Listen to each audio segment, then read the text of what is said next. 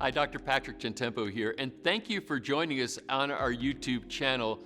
We have great content in store for you. I'm so excited to be here with you, and let's jump right into it. This is what's interesting. So you make a distinction between phases of life and type of investment that would kind of match with where you are.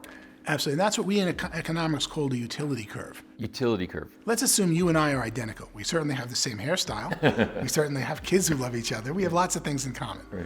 But how would two smart people do business together if we have so much in common? What are we going to bring to the table? Well, you might have 10 apples, and I have 10 oranges.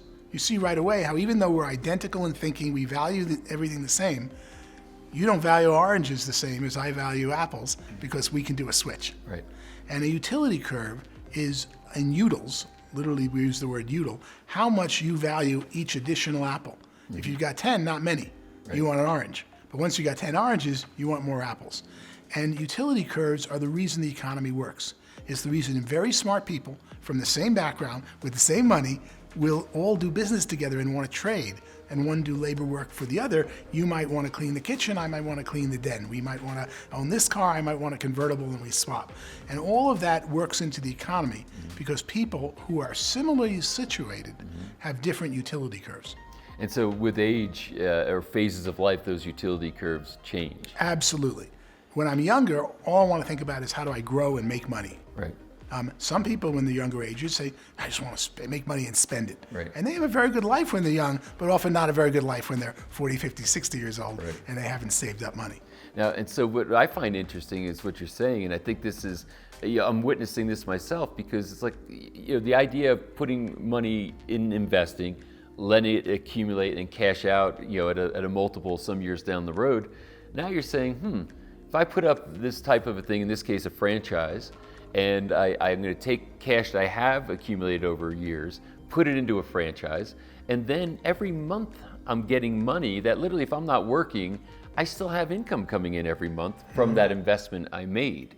And then you multiply that investment with multiple franchises, and actually it turns into maybe more money you made than when you were working. The key to investing, once you're an adult, or even say over 30 or 40, is the term harvesting. When are you going to harvest your crop? Yeah. So if you're going to start a business and you're younger, I'm willing to wait 10, 20 years because I fully expect young people think they're invincible. Right. I'll be around.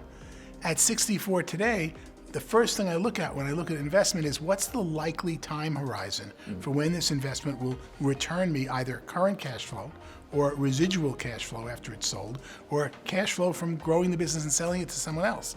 And harvesting time has become an all-important criteria for me. I invest in funds where other people pool my money with other money and do great things, but the first thing I want to know is this fund got a 10-year horizon or a 20-year horizon? If it's a long-term land development project and I'm investing in it, it might have 3-4 decade horizon. Right. Now, I also have 4 kids who right now I'm not too focused on their residual. I got to get them through high school and get them to college. Right. But at some point, if they were my business partners and they're 30 years old, I might think, I'll go back to taking a long-term horizon because I don't need the money, but my children might want it. But that's for the future. But you start to see that you should be driven by your family situation. What do you need to live on? What do you need today? What does your spouse need? What does your partner need? What do your children need? Do you have any special needs children? And then project that forward over a likely lifespan. And you see how that's going to be the most important criteria, the time return for harvesting in making an investment as you age. And you're the first person I heard say that, because I think that's a critical consideration. Because a lot of people say, they have different models of investing. Here's my investing advice. Here's how I think you should do it. And certainly people talk about, levels of risk and harvest time as far as, what age are you and here's what I'd recommend, et cetera.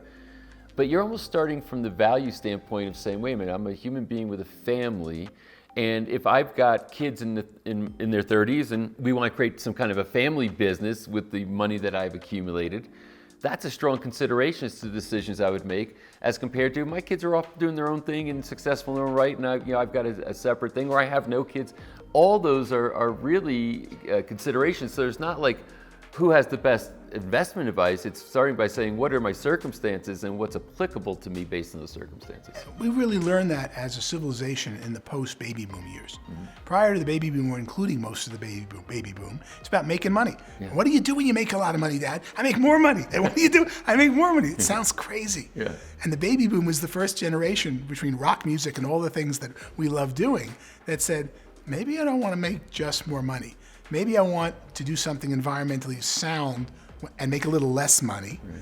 Maybe I want to make money now, more cash flow. Maybe I want to save for the future. Even though I'm not spending it, I sleep real well at night. Right. And the baby boomer really started applying utility curves to them and their children, all the way to the millennials that we might argue completely apply utility curves without thinking of how they're going to pay bills because they got a rich baby boomer dad or mom to take care of them. Right. So we really need to identify first, who are we at our stage in life when you're about to do an investment? Most important, before you worry about how much and how are you going to make money, when are you going to make money? Right.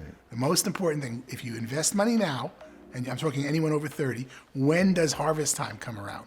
Remember, the sooner it harvests, the less risk. Right. But guess what? The sooner it harvests, probably the less return. Right. And you need to quantify that and figure out your time horizon of investing before you figure out how you're going to invest, how you're going to manage your money, and bring happiness. Because ultimately, money is really not about gross domestic product and increasing. It's about gross national happiness. And gross national happiness is a defined term by the United Nations. They spend $180 million a year collecting the data that goes into a database each year to determine which countries are happy.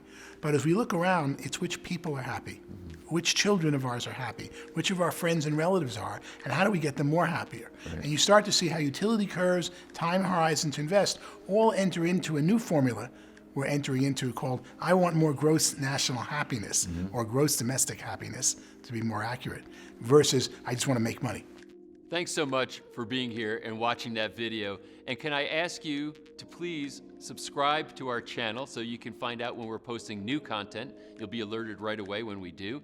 To share this with people you think might benefit from the information, and certainly it helps us if you like the video. So if you like what you just saw, go ahead and hit that like button. And again, thank you so much for being here with me right now.